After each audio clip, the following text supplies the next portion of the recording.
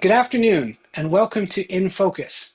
I'm Peter Laffin, editor of the Washington Examiner's In Focus section, where we deliver deeper coverage of the political, cultural, and ideological issues shaping America, featuring the work of senior writers, experts, and thought leaders. Our guest today is our first guest ever. It's Sasha Stone. Sasha is an American film blogger based in Los Angeles. She's written for television, had her work appear in New York Times, and has been profiled by New York Magazine. And now she writes primarily about politics on her Substack, Free Thinking Through the Fourth Turning. And recently, Sasha contributed a piece to our In Focus section titled The Doomsday Cult's Decade of Delusion. Sasha, welcome to the show. Oh, thank you so much, Peter, for having me. I feel so honored to be the first guest of what I know will be a very successful podcast series. That's awesome of you to say. Yeah, you've been somebody in the conservative commentary sphere who's just been very important the last few years, and we couldn't think of anybody better to kick off this show with. So thanks for being Hmm. here. Thank you. That's so nice. And speaking of that, like many in conservative media, I discovered you recently, the last few years, on Real Clear Politics, where your articles just began to be picked up all the time and became something like required reading for people who are interested in conservative cultural critique. Um, but like also many in the conservative sphere, I didn't read many Hollywood blogs. I wasn't really familiar with your career before this. So I was wondering if you could just maybe fill in those gaps for us a bit. How did you get your start in writing? Sure. Well, I should say that I went to film school at Columbia University in 1993 and dropped out. And I ruined my life so badly that I had no choice to go online, which is what I did back then in 1994. I became an internet person, which was not very common back then. And I did it really just to escape real life, to be perfectly honest. Like I just thought, I can't do this anymore. I'm not good at life. I don't know what it is, but I I found online something that I really loved, which was communicating just through words. This was before there were even images on the internet. It was just words. And I loved that the only way people knew me was the words I put on screen.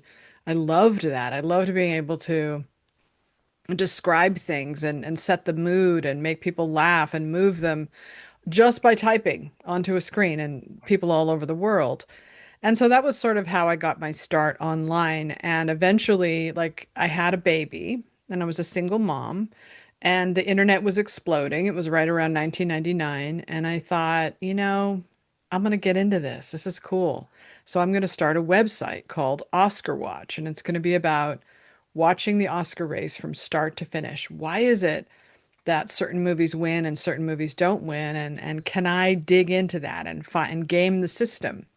And really what I was more interested in was the predicting part of it, which is would be how I ended up getting into politics as well, is that it was the stats, it was the polls they would take. It was getting it right. And that was what drew me to the Oscars. It was less about the glamour of the Oscars and the glamour of Hollywood than it was about the game. And I did that for many, many years. And then I got into politics because I was on social media in 2008 when Barack Obama got onto Twitter and built his movement. And I was one of his good soldiers doing his bidding every day, shaping the narrative. That's what Twitter became. It was like a sort of a propaganda a machine for the Democrats, as the entire internet eventually would become. And so that's how there was no dividing line between politics and culture at that point because Obama had so much influence over Hollywood, still does. And and so people like me, people who work in film, as you can see, you go on any entertainment site and you can see how it merges with politics. Like Obama's the good guy, Trump is the bad guy, and that's how they cover it. And that's what I was expected to do. So, but my film stuff, was kind of fun. I went to film festivals. I wrote about movies. I made a lot of money from the studios because my site was successful and influential. Um, and then it all hit the skids. It Wait, all hit you the were you skids. were sued too, weren't you sued for I your was, website? yeah, I was sued by the Academy in 2006. Oscar Watch was trademarked Oscars because I was making money. So they sued me, and I was advised not to fight it. I didn't fight it. I just changed the name to Awards Daily and I went on with my life so I could make money. They didn't care if I was just a fan, but as soon as I started making money, that's when they said, okay, well, we have to do something about this. So Sure. yeah. So you were basically somebody who could identify trends and put together the puzzle to figure out who's going to come out on top. And you could see how that skill set would translate really well into politics. So as an online soldier for Barack Obama, as a loyal Democrat at the time, were you just identifying those trends and going with what was working, or were you kind of a true believer No. in the liberal Oh, cause? well, first of all, thank you for noticing that thing about trends because I really like that aspect of it. And that is sort of how I found myself in politics and why I was so upset in the 2020 election because I could see that something was very wrong. But I do value that side of politics and the Oscars. I took so much of what I learned from predicting the Oscars and applied it to politics, you know. Um, but no, where I was in love with Barack Obama. I was in love with who I was as a Democrat. I felt a sense of purpose for the first time in my life. I was somebody even more prominent than I was as an Oscar person. I was on Facebook in Hillary groups. You know, all these Democrats knew about me. You know, Neera Tanden knew about me, and Hillary Clinton knew about me. And so I was a very influential voice for the Democrats, and I was a true believer, 100%. No skepticism at all. Just, I'm doing the right thing. I'm doing the right thing for the country. You know, Obama is our leader. It filled us with so much sort of, uh, it was a sense of purpose for a group of people who don't have religion, right? We didn't have a Mhm. religion, and he became our religion. Identity politics became our religion. I mean, it really went so badly after that, but in the beginning, it really did feel like we were building a new America, you know. Sure, yeah, and I was part of that too. And I think this is one of the reasons I've been drawn to your work so much, is that I sort of mirrored your shift away from the left, though I may not have been in terms of policy that far on the left, but I was definitely an Obama voter, and I was swept up in that. And then as we got closer to 2020, I think for me, kind of in the mid 2015s, I started to see some things where I'm like, wow, okay, something's really off here. Something's wrong. Something's gone bad. And I can pinpoint maybe three or four moments where I realized, okay, wait, maybe these aren't my people. This isn't where I'm supposed to be. And I'll tell you one, because you might find this interesting. So this was in the mid 2010s. I was teaching I was a high school English teacher at this time, doing Yeah. writing on the side, but my main gig, I was a teacher. And I wore a t-shirt to class. It was Dress Down Friday that had an American flag on it. Mm. And at one point in the middle of a lecture I was giving, a student's hand shot up, and I love my students. I still love them, and they were brilliant and wonderful and moral. But I could tell they were being influenced by something that was really powerful. And somebody's hand shot up, and she just said, "Okay, what's with the American flag?" And I No. said, it kind of knocked me sideways, like, what do you mean, what's with the American flag? Like, it's just an American flag. And I got this lecture from this one student and then a few others about, what it's a symbol of, all the oppression in that. Oh. And that time, like, I didn't make a big stink of it at the time, but that always stood out in my memories. Like, wow, that something was wrong here. I wonder if you have a few of those moments that you might be able to share with us. It's funny because as we go through this experience, so many people, not so many, but a handful of people are like us. We noticed something was wrong. And a lot of people I know didn't and still don't. But I noticed because I sent my daughter to all the progressive schools in Los Angeles, right? Like Wonderland Elementary and Laurel Canyon and the middle school, magnet, the humanities magnet, and I had her on a course of being a gifted child, right? Like all helicopter moms back then. And Mhm. so I thought, it's all about achievement. She's going to get into this humanities magnet. She's going to do really well. She's going to get high test scores. She's going to go to some great college. And then right about that time, 2013, 2014, 2015, when she got into high school, things started to get really weird. And I remember, even though I was still an Obama Democrat, very much a woke blogger. I was very no I was known for that by then because I'd shifted my focus to race and gender in the Oscars. I was like one of the people at the forefront of that, which is why people still come up to me and say, you know, you were the one that did all this. I was like, well, I didn't do it, but I was part of it. And so my daughter started to get really depressed.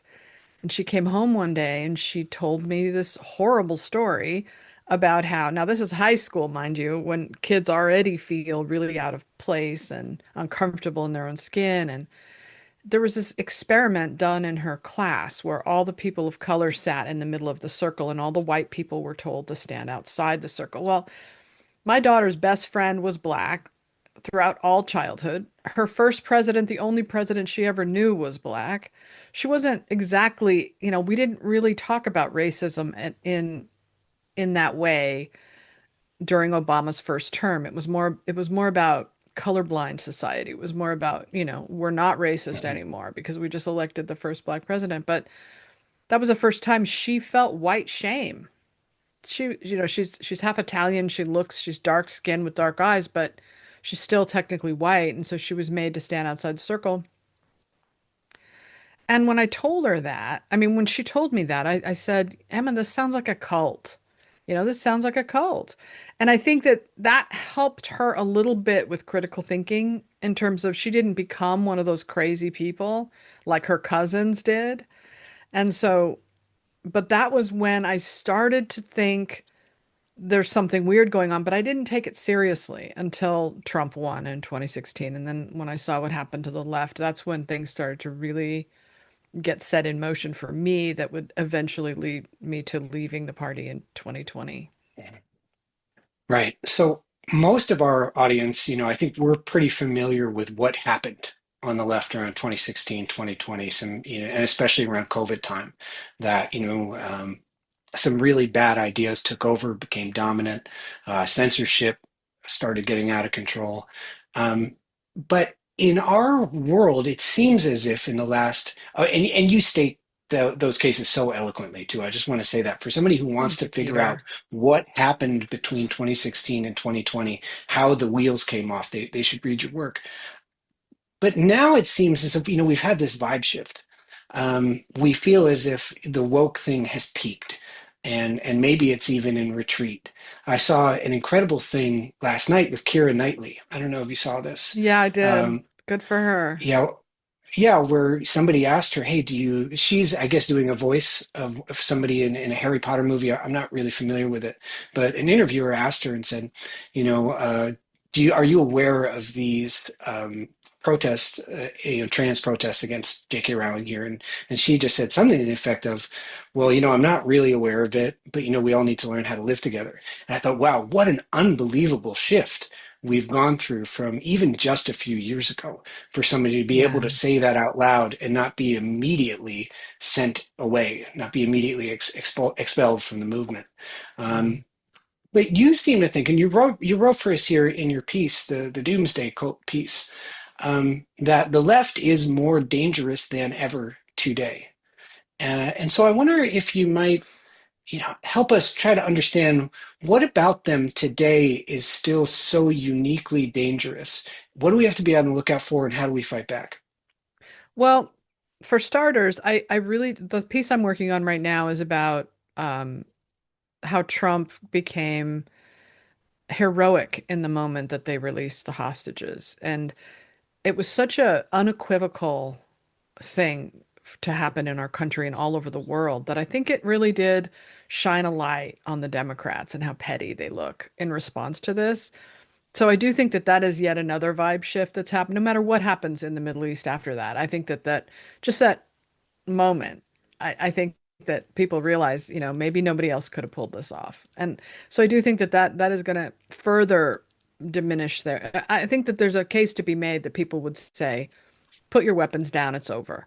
But on the other hand, I was also thinking this morning about why they're not more supportive of Israel and more against Hamas as a terrorist group. What changed? What changed in my lifetime when the Democrats like Bill Clinton and people like that, they understood that terrorism was bad.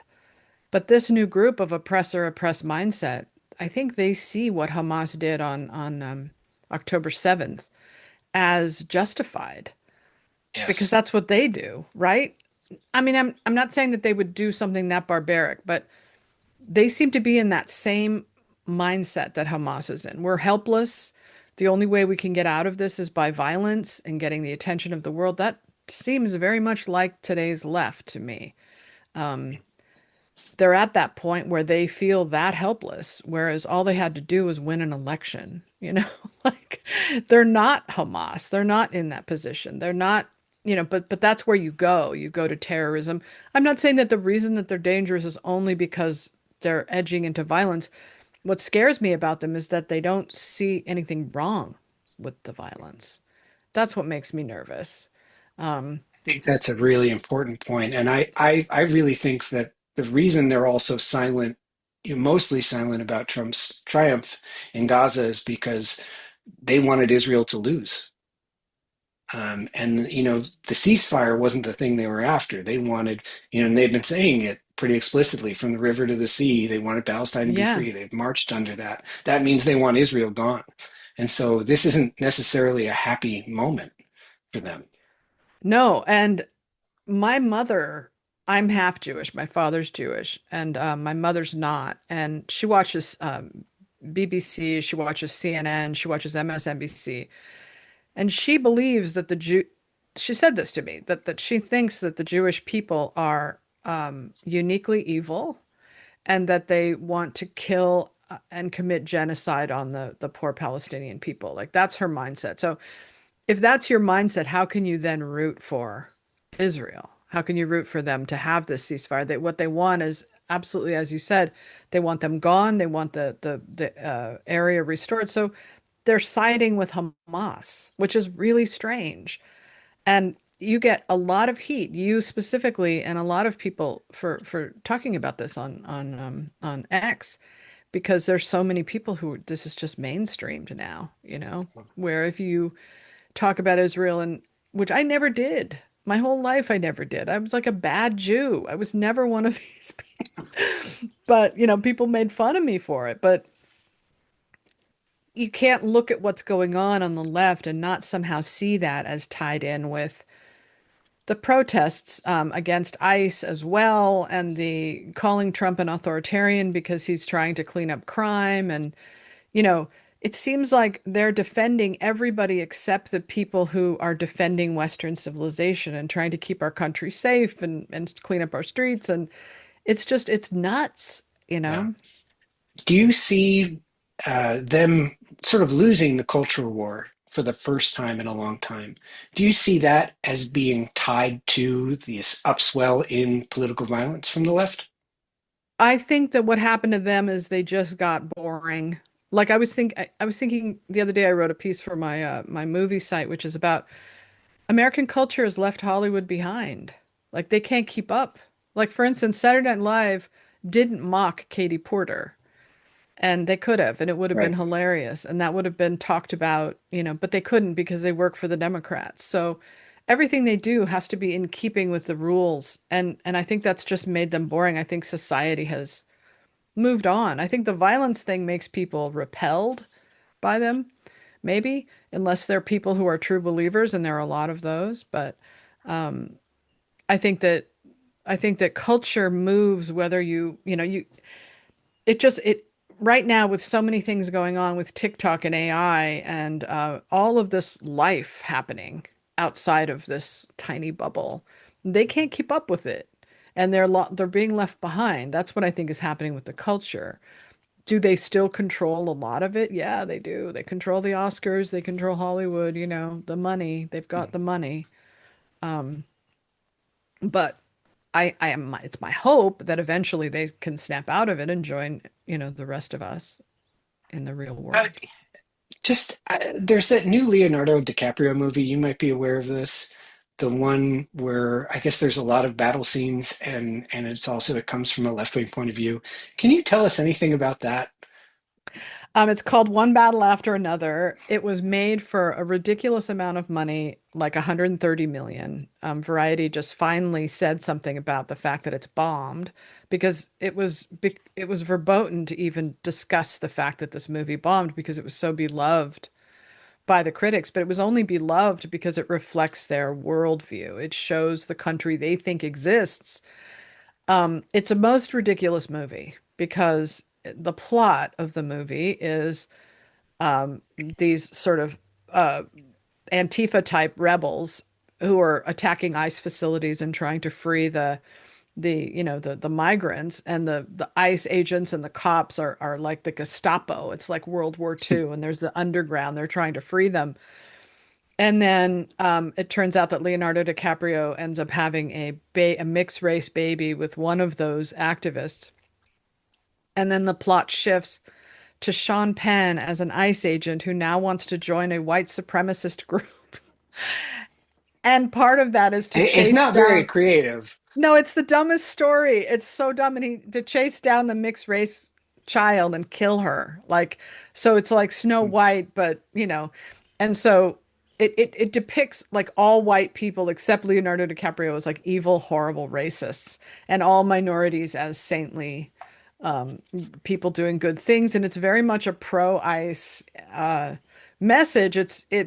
I mean, not pro-ICE, excuse me. It's pro illegal immigration, as in that's a human right that we all must fight for.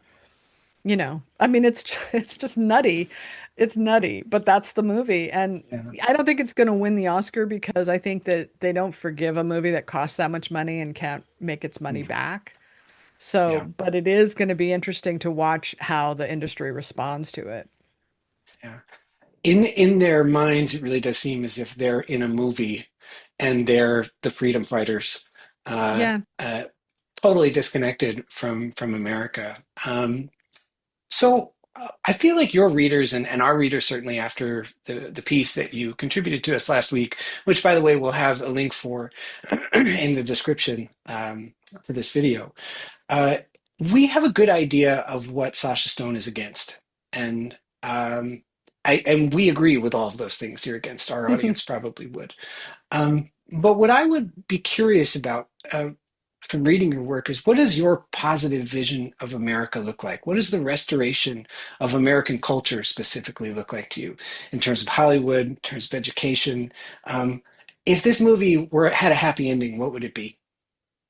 Well, I mean, Trump to me is the happy ending so far. If we can somehow take the lessons from him and he can really change this country back to being a country of tolerance, free thought, comedy, great movies, art. If we can do that again, get it back, make America great again. If we could get back to that, that would be my positive. But that's unlikely to happen just because they hate him so much, and so everything he does, they'll be opposed to. But one of the reasons that my politics began to change is that my life was spent in movie theaters, right? I went to culture. I didn't wasn't raised with religion. I didn't really have a stable home life. But what I had was art, and I turned to it throughout my life. I lived in movies, and I've seen movies were my life. And because writers were fearless, and they would try to get at the truth of what we were living through. Comedians too. And at some point, I noticed that that was no longer true. They weren't anymore. They were under this under strict rules, and they had to follow all of these, mandates, and they have sensitivity readers and intimacy coordinators, and they're so scared of being called out by these activists that I turned to politics really and writing on my site because I didn't have culture anymore. I didn't have movies anymore. I didn't have art.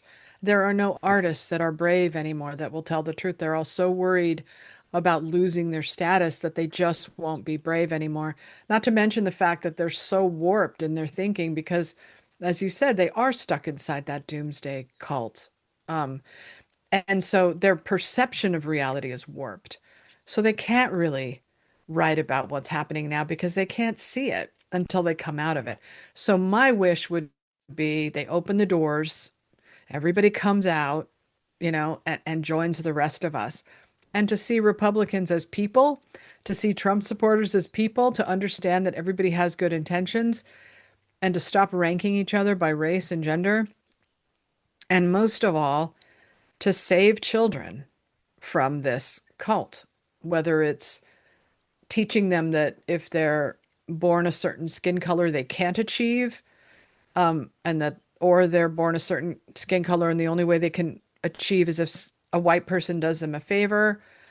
And more dramatically is what they've done with gender affirming care with these kids. Is yes, we know that it's on the wane now because of Trump, because he busted it open and people are able to talk more about it. Not just Trump, but other outlets and uh, other voices who have been fighting this fight. There are a lot of them, a lot of activists.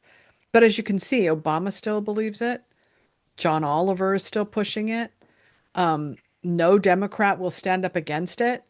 So this is a fight. It's not over Mhm. yet. They still want this to be the reality. And Right. we cannot allow this to happen in our country. We can't allow this to happen to Yeah. kids. Right.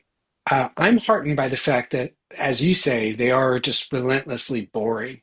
Um, I remember a couple years ago watching that Sam Smith performance at I think it was the Grammys, and there he is attempting to do, it's very dreary and it smells bad even over the screen. It's not Yeah. interesting. It's not beautiful. To me, it had nothing to do with anyone's sexual orientation or anything like that. It was just, it's the same rehashed schlock that, Hmm. culture's been putting out for decades now. Christianity's bad. I'm good because I'm mocking it. It's like Yeah. that's not really that interesting. So I have some hope that they're just really, really boring and they'll flame out that way too. Somebody who's not boring, and this is the last thing we'll talk about today.